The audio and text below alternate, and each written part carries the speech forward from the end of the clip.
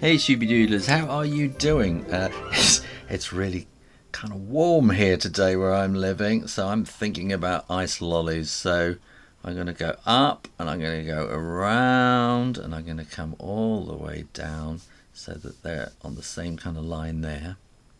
Then here I'm going to come down with a little curve and then across and then curve up again to meet that there.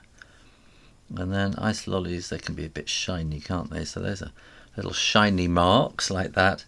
And then we're going to need a lolly stick, which we'll put there like that.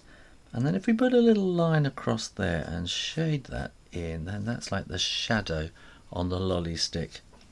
And you could even put a kind of wood mark in like that. And then we can write L, O, L,